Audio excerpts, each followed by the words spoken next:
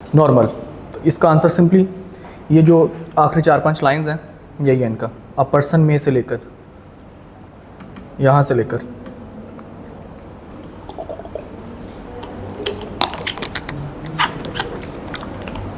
आप लोगों के ग्रुप्स बन चुके हैं?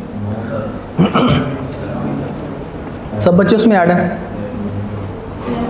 सब बच्चों को ऐड कर दें और I share a document with you, तो ग्रुप में वो शेयर कर दीजिएगा। अच्छा जी, खैर आगे चलते हैं हमारी आज की क्लास के अंदर। हम लोगों ने पर्सन की बात की थी, उसके बाद हम लोगों ने रेजिडेंशियल स्टेटस की हमने बात कर ली थी। हमने इंडिविजुअल का रेजिडेंट में 2 पॉइंट्स पढ़े थे और एक तीसरा पॉइंट उसका रह गया था। आज हम इंशाल्लाह ताला डिस्कस करते हैं रेजिडेंट इंडिविजुअल सेक्शन 82। तो कल की क्लास में हम लोगों ने 2 पॉइंट्स डिस्कस किए थे।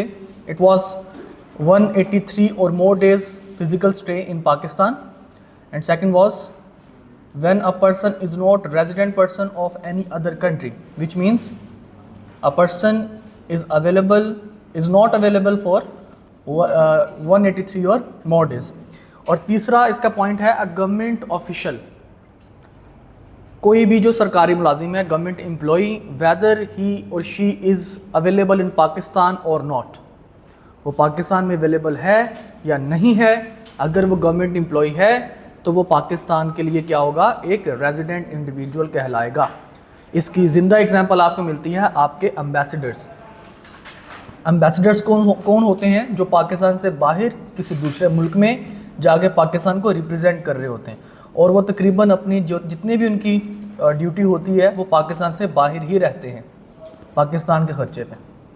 ठीक है, तो वो लोग फिर भी क्योंकि वो गवर्नमेंट एम्प्लॉई हैं, इस वजह से वो भी क्या होते हैं, वो भी आपके पास रेजिडेंट इंडिविजुअल कहलाते हैं। Got it? इसी तरह से अगर कोई बंदा वज़ीर आज़म इलेक्ट हो जाए, वज़ीर आज़म अगर कोई बंदा इलेक्ट हो जाए, बेशक वो पाकिस्तान में उसका फिज़िकल स्टे जो है वो लेसर दैन 183 डेज़ था, और वो पाकिस्तान का प्राइम मिनिस्टर इलेक्ट हो जाए, तो जिस दिन वो प्राइम मिनिस्टर इलेक्ट होगा उसी दिन से उसको हम लोग क्या मान लेंगे, रेजिडेंट इंडिविजुअल मान लेंगे। आपने एक टर्म बार बार सुनी होगी, मुझे क्यों निकाला, सुनी थी? मुझे क्यों निकाला? और सिर्फ बेटे से सैलरी लेने के लिए, मैंने बेटे से सैलरी नहीं ली, तनख्वाह नहीं ली, इस वजह से मुझे निकाल दिया। यही स्टेटमेंट्स गलबन आप लोगों ने सुनी होगी, जो मैंने सुनी थी। अक्सर लोग अभी भी मेरे साथ इस चीज़ पे बातचीत करते हैं। मेरे अक्सर ऐसे दोस्त जो कि जिनको टैक्स का दूर दूर तक नहीं पता, वो मेरे साथ बात कर रहे होते हैं कि जी बेटे से सैलरी नहीं ली तो उसको इसलिए निकाल दिया गया। भाई साहब, बेटे से सैलरी ना लेने के लिए नहीं निकाला गया, बल्कि उसको, वो पाकिस्तान का रेजिडेंट इंडिविजुअल बन चुका था, और पाकिस्तान का रेजिडेंट इंडिविजुअल अपनी तमाम किस्म की इनकम, बेशक वो पाकिस्तान सोर्स इनकम है, बेशक वो फॉरेन सोर्स इनकम है, उसको डिक्लेयर करनी पड़ती है, उसके ऊपर उसको टैक्स देना पड़ता है। अगर वो टैक्स पे नहीं करता तो वो टैक्स चोरी कर रहा है, उसको टैक्स चोर कहते हैं। लेकिन टैक्स चोर को ज़रा लंबा हो जाता है बोलना, इस वजह से लोगों ने उनको चोर कहना शुरू कर दिया। वो हकीकत में चोर नहीं थे, वो हकीकत में टैक्स चोर थे, जो कि तकरीबन पाकिस्तान के हर 10 में से 5-7 जो हैं वो लोग चोर ही नज़र आएंगे फिर आपको। ओके, तो उनको निकाला इस वजह से गया था कि एक रेजिडेंट पर्सन अपनी फॉरेन सोर्स और पाकिस्तान सोर्स तमाम इनकम के ऊपर टैक्स पे करता है। अगर वो अपनी इनकम डिक्लेयर नहीं कर रहा, इट मीन्स कि वो पाकिस्तान के साथ गद्दारी कर रहा है। ठीक है, एनीवेज, यहाँ पे एक सेक्शन 82 के नीचे एक उसने बड़ी ज़बरदस्त उसने कुछ पॉइंट्स लिखे हैं। कहता जी, एक बंदा जो पाकिस्तान में फिज़िकली अवेलेबल है, वो ये भी तो पॉसिबिलिटी है कि वो पाकिस्तान में फ़िज़िकल अवेलेबल पूरे दिन के लिए ना हो। चांसेस हैं ना। मिसाल के तौर पर एक बंदा जो कि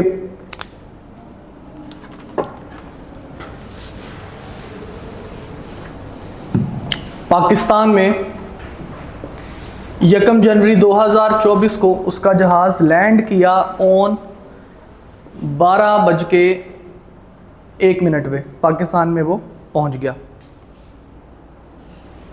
एक बंदा 31 दिसंबर 2023 को 11:59 पे पाकिस्तान में पहुंच गया। कितने का फ़र्क है? 2 मिनट का फ़र्क है ना। ये बंदा 2 मिनट बाद में आया और ये बंदा 2 मिनट 1 मिनट 2 मिनट पहले आ गया। हम काउंट करेंगे 183 डेज काउंट करने के लिए। इस बंदे के लिए हम कहेंगे कि ये बंदा 31 दिसंबर का पूरा दिन, 31 दिसंबर 2023 का पूरा दिन ये बंदा पाकिस्तान में अवेलेबल था। हकीकत में पाकिस्तान में 31 दिसंबर वाले दिन ये सिर्फ 1 मिनट के लिए पाकिस्तान में अवेलेबल था। हम क्या कंसीडर करेंगे? ये पूरे दिन के लिए अवेलेबल था। मतलब अगर फिजिकल स्टे बेशक 1 मिनट का भी क्यों ना हो, हम क्या मान लेंगे उसको, ये फुल डे स्टे है उसका। और यहाँ पे उसको भाई साहब को वो पूरा दिन मतलब 12 बजे या 12:01 पर पाकिस्तान में आया, इसको तो हम कंसीडर करेंगे। लेकिन हम इसको ये नहीं कह सकते कि 2 मिनट लेट आए हो तो इस वजह से तुम भी 31 दिसंबर वाला दिन अवेलेबल थे, ऐसा नहीं है। हम क्या कहेंगे जनाब, जिस डेट में वो बंदा आया वो बेशक उस दिन वो 1 मिनट के लिए पाकिस्तान में अवेलेबल था या पूरे दिन के लिए, हम क्या कंसिडर करेंगे, he was available in Pakistan for full day. Got it? तो मैं एक दफ़ा ज़रा पढ़ लेता हूँ। कहता जी, part of the day that an individual is present in Pakistan counts as whole day including. अगर वो इन तमाम दिनों के लिए थोड़े टाइम के लिए भी पाकिस्तान में अवेलेबल था, हम क्या मानेंगे कि ये पूरे दिन के लिए पाकिस्तान में अवेलेबल था। Number 1, a day of arrival इन पाकिस्तान, जिस दिन वो पाकिस्तान आया, जिस दिन वो पाकिस्तान पहुंचा। इसकी एग्जांपल आप लोगों को मैंने दे दी। फिर a day of departure from Pakistan, जिस दिन वो पाकिस्तान से गया। बेशक वो 11:59 पे उसकी फ्लाइट थी। 31 दिसंबर 2023 को उसको 182 डेज हो रहे थे। एग्जाम्पल दे रहा हूं, ऐसे होता नहीं है, जस्ट एक एग्जाम्पल है। 182 डेज उसको जनाब 11:59 पे उसकी फ्लाइट थी। 31 दिसंबर तक उसको 182 डेज हो रहे थे, लेकिन उसकी फ्लाइट थोड़ी सी लेट हो गई। 2 मिनट उसकी फ्लाइट क्या हो गई, लेट हो गई। 12:01 पे उसकी फ्लाइट पहुंच गई। अब ये भाई साहब, इसके लिए हम क्या कहेंगे कि ये 182 डेज के लिए अवेलेबल था या किसी और टाइम के लिए? हम कहेंगे जनाब ये भाई साहब 183 डे के लिए। अब ये भाई साहब क्या हो गए, रेजिडेंट इंडिविजुअल हो गए। 2 मिनट की वजह से ये भाई साहब क्या हो गए, रेजिडेंट इंडिविजुअल हो गए। क्यों? क्योंकि हम कहते हैं जनाब जिस दिन वो गया, बेशक उस दिन भी वो पाकिस्तान में अगर 1 मिनट के लिए भी अवेलेबल था, वो वाला दिन भी हम काउंट करेंगे कि फुल डे अवेलेबल था। Got it? Day of arrival and day of departure. कोई मसला मसाइल? चलें आगे। हाँ जी, कोई प्रॉब्लम? इसके बाद कहता है जी, अ पब्लिक हॉलीडे, वो पाकिस्तान में अवेलेबल था लेकिन छुट्टी हो गई। जैसे 23 मार्च की, 14 अगस्त की, ईद की छुट्टियां आ गई। तो क्या ईद की छुट्टियां हम काउंट नहीं करेंगे? क्या 14 अगस्त की छुट्टी हम काउंट नहीं करेंगे? वो बेशक वो काम करने के लिए आया था कि जी मेरा 10 दिन की असाइनमेंट्स है, 10 दिन की असाइनमेंट है मेरी और 10 दिन के बाद मैंने पाकिस्तान से चले जाना। लेकिन पता चला जनाब 10 दिन की असाइनमेंट जो थी उसमें उसकी 10 ईद की छुट्टियां और हो गई। तो 10 दिन का काम कहाँ पे पहुँच गया, 20 दिन पे पहुँच गया। तो हम क्या मानेंगे कि उसका फिजिकल स्टे 10 दिन के लिए था कि 20 दिन के लिए था? 20 दिन के लिए। वो कहेगा कि भाई साहब मैं तो 10 दिन के काम पे आया था, 10 दिन तो एक्स्ट्रा लग गए सिर्फ तुम लोगों की छुट्टियों की वजह से। इतनी वेली कौम है आप कि ईद की छुट्टियां आपने 10 दिन की हैं, तो सिर्फ इस वजह से मेरा काम जो है वो 20 दिन पे पहुंच गया। तो हमने कहा भाई पब्लिक हॉलीडे है, ऐसा ही है। 10 दिन की छुट्टियों पे तुम आए थे, 10 दिन एक्स्ट्रा लग गए जो हमारी वजह से, पब्लिक हॉलीडे की वजह से। तो हम क्या कंसीडर करेंगे, फिर भी मानेंगे कि जनाब आप पाकिस्तान में फिजिकली अवेलेबल थे, तो आप 183 डेज़ को हम लोग यहाँ पे काउंट करेंगे।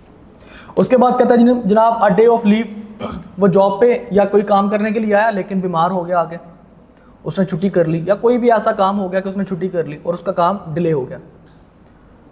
तो छुट्टी भी कर ली है, बेशक जो मर्जी हो रहा है, पाकिस्तान में वो अगर फिजिकल अवेलेबल है तो हम क्या मान लेंगे कि वो पाकिस्तान का रेजिडेंट इंडिविजुअल बन जाएगा 183 डेज अगर वो अवेलेबल होता है तो।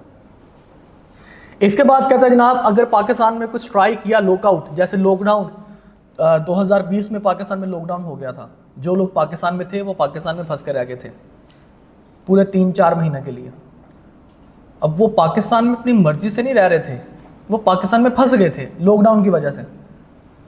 तो क्या वो लॉकडाउन की वजह से जो 4 महीने वाला जो टाइम था, वो जो डेज काउंट होंगे 183 डेज के लिए? तो हम कहते हैं यस, वो डेज काउंट होंगे। बेशक वो लॉकडाउन में थे, लेकिन वो डेज फिर भी फिजिकल काउंट किए जाएंगे। क्लियर? और लास्ट में कहता है जनाब कि आपने पाकिस्तान में जिस मकसद के लिए आना था, उस मकसद से पहले पाकिस्तान में आ गए। ठीक है, मिसाल के तौर पर आपने आना था जनाब पाकिस्तान में, एक मीटिंग थी आपकी। कब आपकी मीटिंग थी जी? लेट्स सपोज 30 जून 2023 को आपकी मीटिंग थी, लेकिन आप पाकिस्तान में 1 जून 2023 को आ गए, सिर्फ इसलिए कि यार अच्छा चलो पाकिस्तान जा रहे हैं, थोड़ा सा घूम फिर भी लेंगे, महीना घूमेंगे, मीटिंग करके वापस चले जाएंगे। तो क्या आप इसका एक दिन काउंट करेंगे? हम कहते नहीं भाई साहब, हम कब से काउंट करना शुरू कर देंगे इसके 183 डेज? जब से वो पाकिस्तान में आया, यानी कि 1 जून से ही हम इसको काउंट करना शुरू कर देंगे। ओके, इन तमाम चीज़ों को क्लैरिफाई किया ऑर्डिनेंस ने सिर्फ इसलिए कि इसके ऊपर बहुत सारे प्रॉब्लम्स आ रहे थे लोगों को कि 183 डेज जो है वो, अगर बंदा थोड़े टाइम के लिए है, इस मकसद के लिए, इस मकसद के लिए, तो क्या क्या कैसे कैसे हम इसको लेके चलें। तो लोगों ने इस ऑर्डिनेंस को इस्तेमाल करने की कोशिश की थी, लेकिन फिर ऑर्डिनेंस ने क्लैरिफाई कर दिया कि भाई ये वाले दिन अगर थोड़े से टाइम के लिए भी वो बंदा अवेलेबल है, तो हम क्या मान लेंगे कि ये बंदा फुल डे के लिए अवेलेबल। एक पॉइंट ऐसा था जिसमें ऑर्डिनेंस ने कहा कि हाँ पाकिस्तान में बंदा अवेलेबल है, और हम कहेंगे कि इग्नोर करो। वो क्या था? मिसाल के तौर पर देखिए,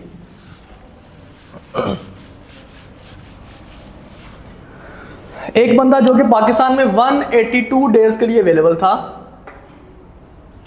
क्या वो रेजिडेंट होगा? नहीं होगा। फॉर एग्जाम्पल 1/1/2024 को वो बंदा पाकिस्तान से चला गया, और उस टाइम पे उसको कितने दिन हो चुके थे पाकिस्तान में? 182 डेज। अच्छा जी जनाब, ये वापस गया तकरीबन, लेट्स सपोज यूके चला गया। यूके वालों ने कहा कि भाई आप जाएं इंडिया। आप किधर जाएं? इंडिया जाएं। इंडिया जाएं और हमारा एक काम है वो करके आ जाए। ये कहता है जी ठीक है। कहते यार इंडिया जाना ही है, चलो दरमियान में पाकिस्तान में स्टे भी कर लेंगे। फ्लाइट क्या करते जनाब? फ्लाइट ने क्या किया, तकरीबन कोई 20 फरवरी 2024 को इसकी फ़्लाइट कुछ इस तरह से हुई कि यूके से पहले जाएगा पाकिस्तान, और फिर पाकिस्तान से जाएगा इंडिया। मतलब इसका प्राइम जो मेन इसका काम है, मेन जो इसका वजह है, वो पाकिस्तान में आना नहीं है, बल्कि किधर है? ट्रैवल की जो मेन वजह है वो किधर जाना है? इंडिया जाना। ये पाकिस्तान में स्टे करेगा क्योंकि फ़्लाइट इस तरह की है कि पाकिस्तान में सिर्फ ट्रांजिट पर्पज़ के लिए वो स्टे कर रहा है।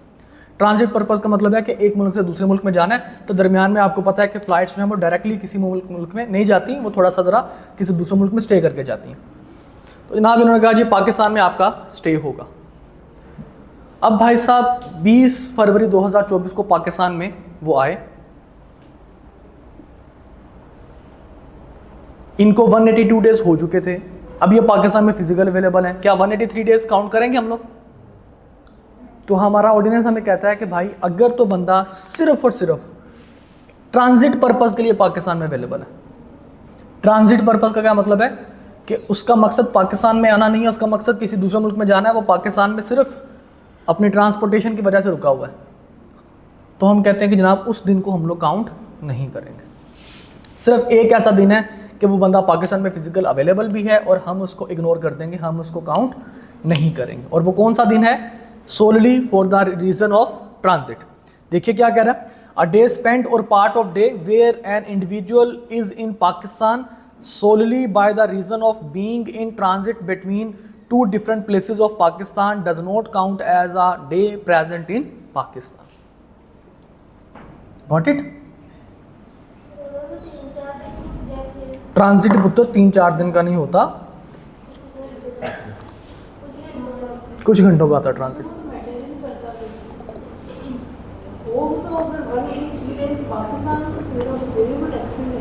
जी बिल्कुल, लेकिन 182 डेज उसने पाकिस्तान में स्पेंड किए थे ना। एक दिन के लिए, एक दिन की सिर्फ बात थी, वो बंदा एक दिन के लिए Pakistan during its tax year वो पाकिस्तान में आया। जब वो पाकिस्तान में आया तो वो किस पर्पज़ के लिए आया था? सिर्फ और सिर्फ ट्रांजिट के लिए। तो हम उस दिन को काउंट नहीं करेंगे। नहीं नहीं नहीं, 183 days in are tax year. In are tax year का क्या मतलब है कि पूरे टैक्स ईयर में बेशक वो एक दफ़ा आए फिर चला जाए, फिर आए फिर चला जाए, अगर 183 डेज बन जाते हैं तो फिर वो रेजिडेंट बन जाएगा। ठीक है? नहीं बेटा, रुकेगा क्यों? वो ट्रांजिट, अगर तो ट्रांजिट पर्पस है, फॉर एग्जांपल अगर वो पाकिस्तान में आया और लोगों ने कहा जी, फ्लाइट वाले ने कहा कि भाई मसला आ गया, आप जो है वो आपको 2 दिन रुकना पड़ेगा, तो ये भी ट्रांजिट ही कंसीडर किया जाएगा। लेकिन इतना ज़्यादा रुकना नहीं पड़ता, लोगों के पास इतना टाइम नहीं है कि वो मतलब ना फ्लाइट्स वालों के पास इतना टाइम है, ना आवाम के पास इतना टाइम है। हाँ जी भाई, ओके, चलें आगे। अच्छा, अब ज़रा एक दफ़ा हम इसके कुछ क्वेश्चंस ना कर लें, या बल्कि रेजिडेंट कंपनी की भी बात कर लेते हैं, रेजिडेंशियल स्टेटस, उसके बाद फिर हम इसके कुछ पास्ट पेपर के क्वेश्चंस करते हैं। ओके, देखिए जी, ये समझ में आ गया कि एक इंडिविजुअल रेजिडेंट कब होता है। 3 लेवल्स हैं। नंबर 1, 183 डेज और मोर के लिए वो पाकिस्तान में अवेलेबल हो। याद रखिएगा, 183 और मोर डेज। अगर आपने सिर्फ ये लिख दिया फॉर 183 डेज तब भी गलत हो जाएगा, अगर आपने लिख दिया मोर देन 183 डेज तब भी गलत हो जाएगा। अगर आपने लिख दिया मोर देन 182 डेज तो ठीक है। ठीक है, मोर देन 182 का मतलब क्या जी? 183 और मोर डेज। क्लियर? तो इसका बड़ा आपने ख्याल रखना है। और सेकंड नंबर पे वो बंदा कौन है? गवर्नमेंट एम्प्लॉई है, irrespective his physical stay in Pakistan. वो बंदा क्या होगा? रेजिडेंट इंडिविजुअल होगा।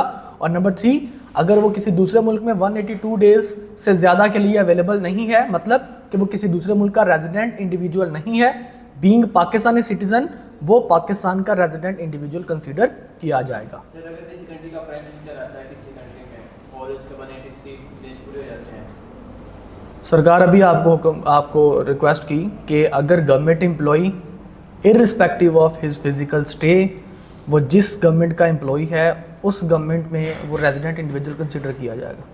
Prime minister is also employ, government employ, तनख्वाह लेता है भाई, वो हाकिम नहीं होता। हाँ जी भाई। सर, इतना काम होता है, टीचर है, गवर्नमेंट टीचर है, तो वो दुबई चले गए, इधर अपना वो फ्रीज करवा दी उन्होंने। गवर्नमेंट टीचर है जी, फिर भी उनको और पाकिस्तान के रेजिडेंट ही रहेंगे, उनको रिटर्न सबमिट करवानी पड़ेगी। ठीक है।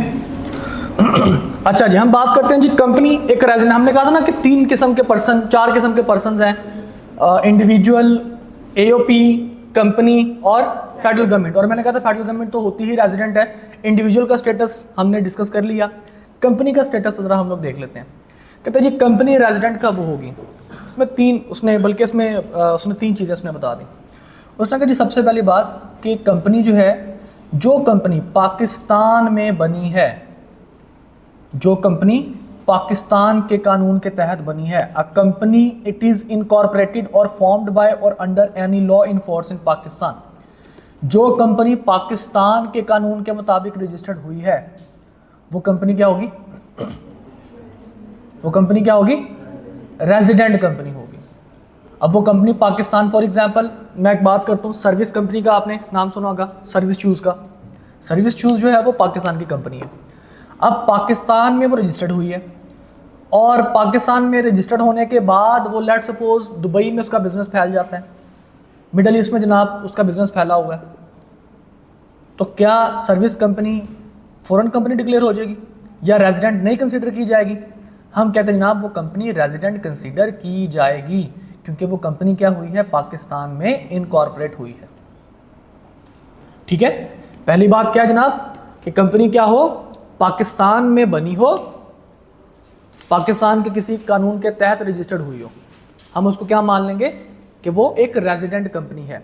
सेकंड पॉइंट, या फिर दरमियान में ना इसके पाकिस्तान इन फोर्स आगे और है, और या फिर क्या हो कि उसका कंट्रोल और मैनेजमेंट, इसके कंट्रोल और मैनेजमेंट के जो अफेयर्स हैं वो होली पाकिस्तान में किसी टैक्स ईयर में किसी भी टाइम के लिए अवेलेबल हो। मिसाल के तौर पर एक कंपनी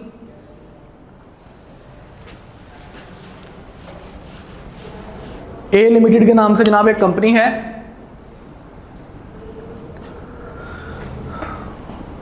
वो जनाब रजिस्टर्ड अंडर कंपनीज एक्ट 2017। एक कंपनी है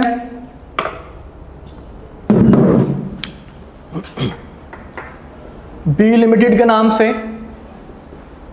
इनकॉर्पोरेटेड इन यूएसए।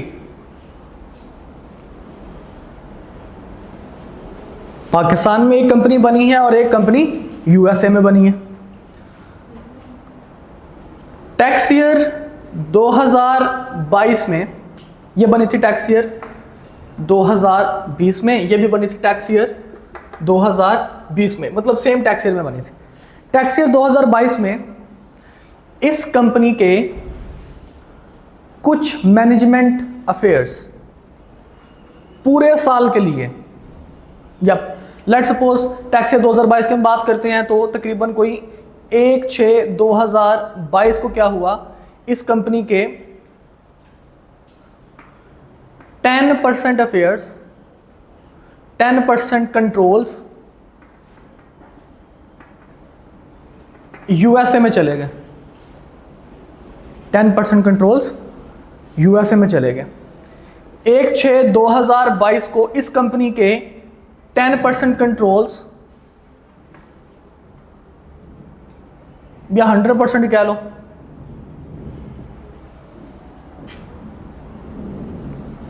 पाकिस्तान में आ गए।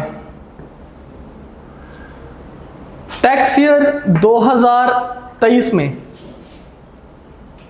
पूरे साल के लिए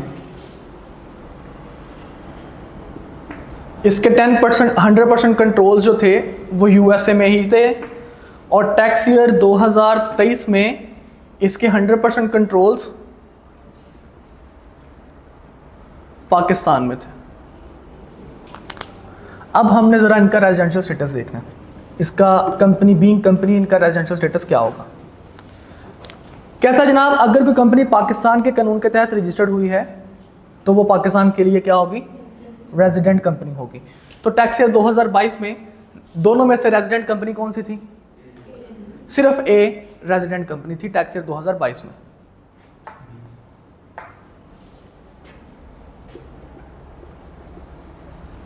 और बी जो है वो रेजिडेंट नहीं थी। ठीक है जी। टैक्स ईयर 2022 में इसके 100% अफेयर्स 1 जून 2022 को, यानी कि during the tax year shift हो गए किधर, यूएसए में, और इसके 100% कंट्रोल्स शिफ्ट हो गए किधर, पाकिस्तान में। कौन सी डेट पे, 1 जून 2022 पे। अब इन दोनों में से रेजिडेंट कंपनी कौन सी है, टैक्स ईयर 2022 के लिए रेजिडेंट कंपनी ए लिमिटेड क्या होगी, रेजिडेंट के नॉन रेजिडेंट, क्यों नॉन रेजिडेंट, क्यों,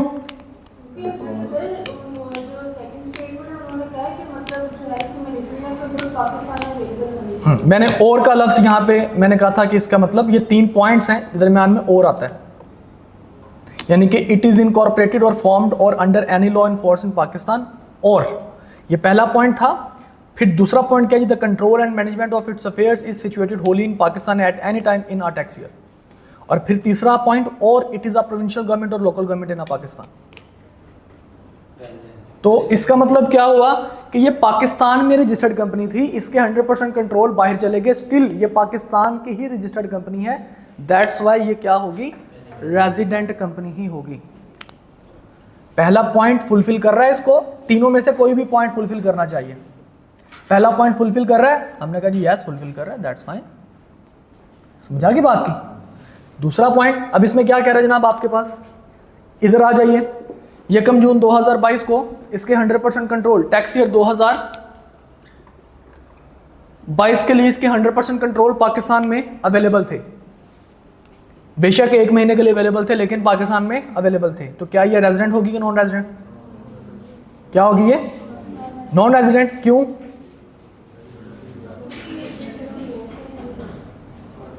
आप सिर्फ एक पॉइंट को देख रहे हैं। मैंने कहा जी इन तीनों पॉइंट्स में से कोई एक भी मीट कर जाए तो रेजिडेंट कंपनी कहलाएगी। पहला पॉइंट क्या है कि it must be registered under any law in force in Pakistan. Tax year 2022 में सिर्फ कंपनी ए ऐसी थी जो कि पाकिस्तान में रजिस्टर्ड थी, बी पाकिस्तान में रजिस्टर्ड नहीं थी। इस वजह से बी टैक्स ईयर 2022 में क्या थी, नॉन रेजिडेंट थी, और ए रेजिडेंट थी। फिर उसके बाद सेकंड पॉइंट हमें कहता है जनाब कि उसके कंट्रोल और मैनेजमेंट के जो अफेयर्स हैं वो 100% पाकिस्तान में टैक्स ईयर में किसी भी टाइम के लिए, बेशक 1 मिनट के लिए, पाकिस्तान में उसका कंट्रोल 100% मौजूद हो।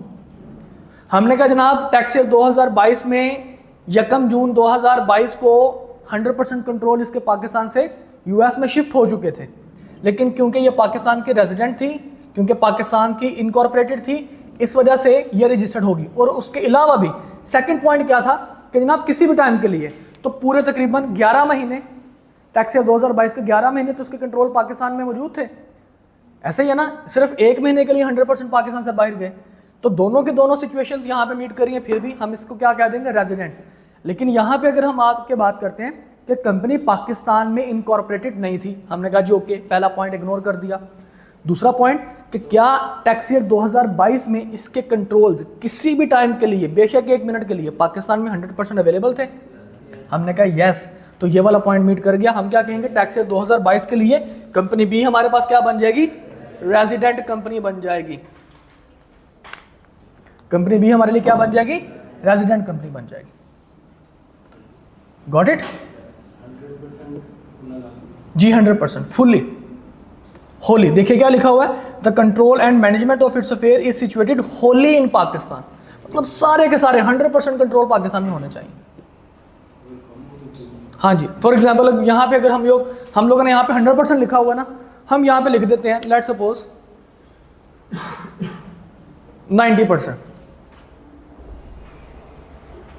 100% से हमने कम कर दी। टैक्स ईयर 2023 में पूरे के पूरे टैक्स ईयर में, पूरे के पूरे टैक्स ईयर में, मतलब 1 दिन के लिए भी या 1 मिनट के लिए भी 100% कंट्रोल नहीं थे, बल्कि इसके टैक्स ईयर 2023 में, यानी मैं जिसकी बात कर रहा हूं वो बात कर रहा हूं मैं 1/7/2022 से लेकर 30/6/2023 तक पूरे के पूरे कंट्रोल, बल्कि नहीं, सिर्फ 90% इसके कंट्रोल यूएस में थे और 90% इसके कंट्रोल पाकिस्तान में थे। अब इसका स्टेटस क्या होगा, कंपनी ए क्या होगी, रेजिडेंट होगी। क्यों, क्योंकि पाकिस्तान की रजिस्टर्ड है ना। बेशक इसके 100% कंट्रोल पाकिस्तान में अवेलेबल नहीं है, 2000 टैक्स ईयर 2023 में सिर्फ 10% अवेलेबल है, लेकिन पाकिस्तान की रजिस्टर्ड है, इस वजह से ये क्या हो जाएगी, रेजिडेंट। अगर मैं कंपनी बी की बात करता हूं तो इसके 10% अभी भी पाकिस्तान में अवेलेबल नहीं थे टैक्स ईयर 2023 में, और ना ही ये पाकिस्तान की रजिस्टर्ड कंपनी थी। तो दोनों के दोनों पॉइंट, और फेडरल प्रोविंशियल गवर्नमेंट और लोकल गवर्नमेंट का तो तस्वीर ही अलग है ना, तो ये दोनों के दोनों पॉइंट इस पे फुलफिल नहीं कर रहे। तो इसका मतलब क्या हुआ कि जनाब ये कंपनी कौन सी होगी, it would be non resident company. हाँ जी भाई,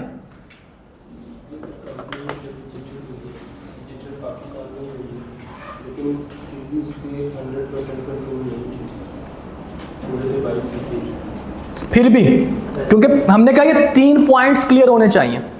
पहला पॉइंट क्या है जी, इट इज इनकॉर्पोरेटेड और फॉर्म्ड बाय और under any law in force in Pakistan. ठीक है, ये वाला पॉइंट हो जाए, या फिर the control and management of its affair is situated wholly in Pakistan at any time in the year, या फिर इट्स अ प्रोविंशियल गवर्नमेंट और a local government in Pakistan. Got it. तो तीनों में से अगर कोई एक पॉइंट भी फुलफिल होता है तो हम उसको रेजिडेंट कंपनी मान लेंगे। लेकिन अनफॉर्चुनेटली टैक्स ईयर 2022 में और टैक्स ईयर 2023 में इस कंपनी बी के दोनों पॉइंट्स रेजिडेंशियल स्टेटस के लिए फुलफिल नहीं हो रहे। ओके, कंपनी इंडिविजुअल रेजिडेंशियल है, हम पर ईयर के हिसाब से देखते हैं। सॉरी, कंपनी इंडिविजुअल रेजिडेंशियल है, हम पर ईयर के हिसाब जी, एक टैक्स ईयर में कि कितनी दफा, एक टैक्स ईयर में, से एक कंपनी 1 मिनट के लिए रही है, उसको लीजिए रहे हैं हर साल, तो 1 साल के लिए। जैसे हमने यहाँ पे बात की कि टैक्स ईयर 2022 में इसके 100% कंट्रोल थे, ठीक है, बेशक 1 मिनट के लिए, हाँ जी। तो हम क्या मान लेंगे कि ये क्या है, रेजिडेंट। लेकिन 2023 में जब हम पहुंचे तो हमने कहा जी 1 मिनट के लिए भी 100% कंट्रोल नहीं थे, तो फिर वो रेजिडेंट नहीं होगी। पूरा साल हम कंसिडर करते हैं। हाँ जी भाई, बेटा समझ आया पॉइंट, कोई मुश्किल बात तो नहीं कर रहे हम। अच्छा, अब थोड़ा सा आगे चले, एओपी की बात कर लेते हैं। यहां पे हमने बात की, लेट सपोज ये ए लिमिटेड नहीं थी, ये पार्टनरशिप थी ए एंड को के नाम से, और ये भी पार्टनरशिप थी बी एंड को के नाम से।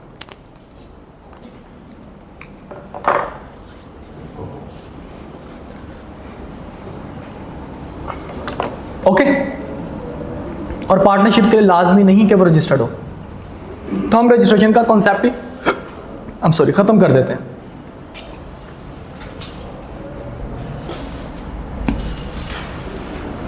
हम कहते हैं जनाब ए एंड को पाकिस्तान की पार्टनरशिप है, बी एंड को यूएस की पार्टनरशिप है। टैक्स ईयर 2020 में ये दोनों की दोनों पार्टनरशिप्स बनी। टैक्स ईयर 2020 में जब ये बनी तो पाकिस्तान में ये अवेलेबल थी, ये यूएस में अवेलेबल थी फॉर टैक्स ईयर 2020। ना इसका कोई ताल्लुक पाकिस्तान के साथ था, ना इसका कोई ताल्लुक यूएस के साथ था। तो लॉ कहता है जनाब कि अगर पार्टनरशिप, इसका ताल्लुक मतलब पार्टनरशिप के लिए, रेजिडेंशियल पार्टनरशिप के लिए जरूरी है, एओपी के लिए जरूरी है कि उसके मैनेजमेंट और कंट्रोल्स होली और पार्शली, मतलब कम से कम 1% भी उसके कंट्रोल्स अगर पाकिस्तान में अवेलेबल हैं तो हम कह देंगे जनाब ये रेजिडेंट एओपी है। एक टैक्स ईयर में किसी भी टाइम के लिए मतलब कुछ ना कुछ अफेयर्स अगर पाकिस्तान में अवेलेबल हैं, कंट्रोल्स अवेलेबल हैं पाकिस्तान में, तो हम क्या कह देंगे, इट इज रेजिडेंट एओपी। ठीक है, टैक्स ईयर 2020 में क्या हुआ, दोनों ये पाकिस्तान में अवेलेबल थी, ये यूएस में अवेलेबल थी, ना ये यूएस को जानते थे और ना ये पाकिस्तान को जानते थे। तो टैक्स ईयर 2020 के लिए क्योंकि इसके अफेयर्स पाकिस्तान में अवेलेबल थे तो ये रेजिडेंट बन गई, और टैक्स ईयर 2020 में इसके अफेयर्स जो हैं वो यूएस में अवेलेबल थे, इसलिए क्या बन गई, टैक्स ईयर 2020 में नॉन रेजिडेंट बन गई। ओके, टैक्स ईयर 2022 में क्या हुआ जनाब, इसके 100% कंट्रोल जो है वो यूएस में चले गए और इसके 100% कंट्रोल पाकिस्तान में आ गए 1 जून 2022 को। मतलब कि अगर 1 जून 2022 को 100% कंट्रोल पाकिस्तान से बाहर गए हैं तो इट मींस के 1/7/2021 से लेकर 31/5/2022 तक इसके कंट्रोल पाकिस्तान में होंगे, यानी कि ड्यूरिंग टैक्स ईयर 2022 इसके किसी ना किसी टाइम के लिए इसके 100% अफेयर पाकिस्तान में अवेलेबल होंगे। हमने कहा यस, तो ये क्या होगी, पाकिस्तान के लिए रेजिडेंट बन जाएगी। टैक्स ईयर 2022 में इस पार्टनरशिप के 100% कंट्रोल्स पाकिस्तान में आ गए ड्यूरिंग टैक्स ईयर 2022। तो हमने कहा था जनाब ड्यूरिंग द टैक्स ईयर अगर उसके कोई भी कंट्रोल 100%, ये कितने भी कंट्रोल्स हैं पाकिस्तान में आ जाएंगे तो हम क्या मान लेंगे इसको, रेजिडेंट एओपी। टैक्स ईयर 2022 के लिए ये भी बी एंड को भी क्या बन गई, रेजिडेंट। टैक्स ईयर 2023 में इसके 90% कंट्रोल यूएस में चले गए, 10% पाकिस्तान में थे, ये क्या हो जाएगी फिर भी रेजिडेंट। और इसमें क्या जनाब, इसके 90% कंट्रोल पाकिस्तान में और 10% किधर है जनाब, यूएस में, तो क्या ये रेजिडेंट होगी? तो हमने कहा जनाब एओपी के लिए पूरे के पूरे कंट्रोल पाकिस्तान में होना लाजमी नहीं है, 90% या 10% या 1% भी अगर अवेलेबल है तब भी वो पाकिस्तान के रेजिडेंट बन जाएगी। ओके, तो इस मकसद के लिए क्या हो जाएगी, ये आपके पास रेजिडेंट एओपी डिक्लेयर हो जाएगी।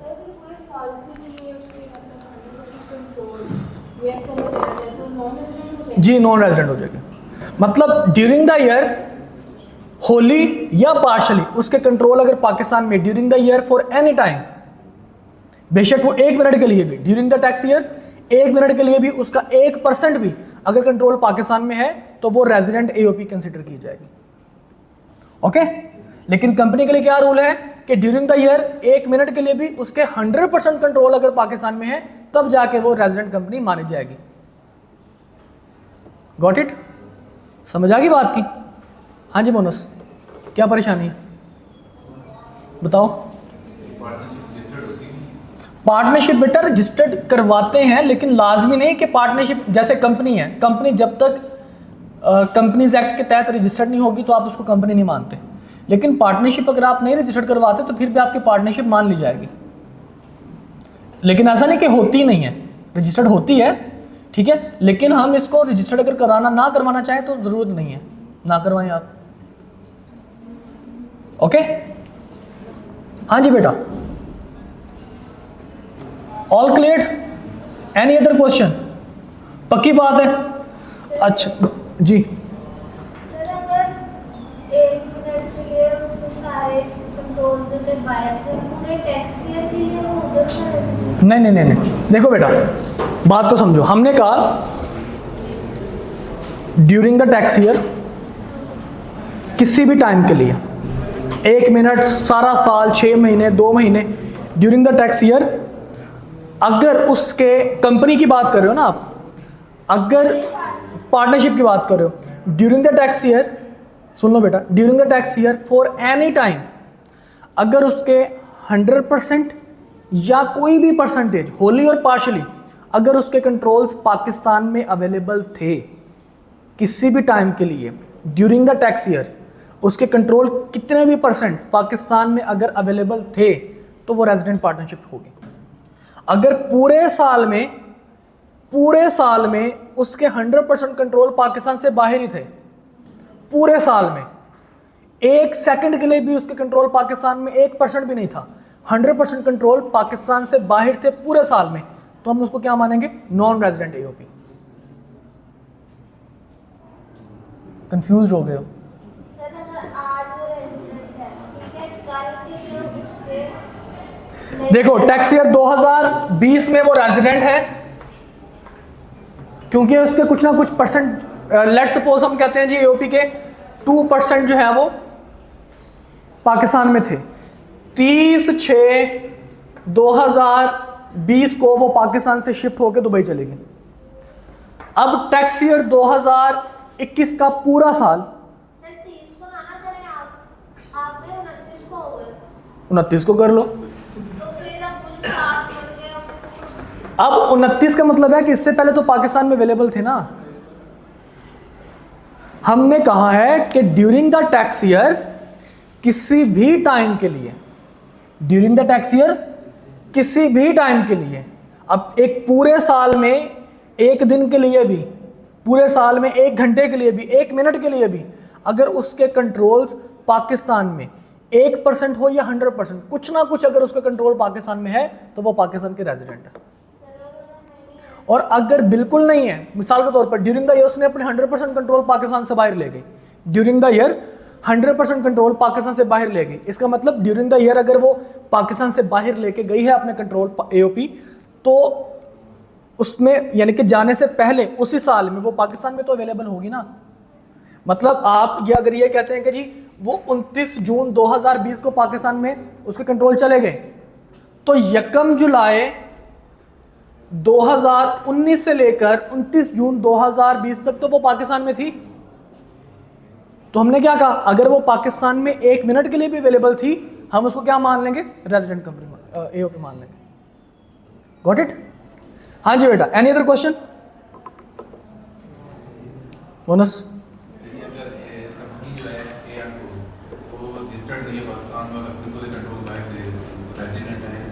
अगर पाकिस्तान में रजिस्टर्ड नहीं है, उसके कंट्रोल भी 100% पूरे साल के लिए 100% पाकिस्तान से बाहर थे, तो वो रेजिडेंट नहीं होगी।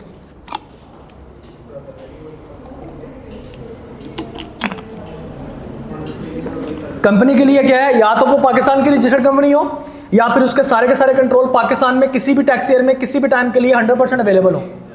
अगर दोनों कंडीशन फुलफिल नहीं हो रही तो वो पाकिस्तान के लिए क्या होगी? नॉन रेजिडेंट कंपनी होगी। क्लियर? Any question? हाँ जी बेटा, ओके। हाँ जी भाई लोग, चलें जी, इंशाल्लाह फिर कल यहीं से हम लोग कंटिन्यू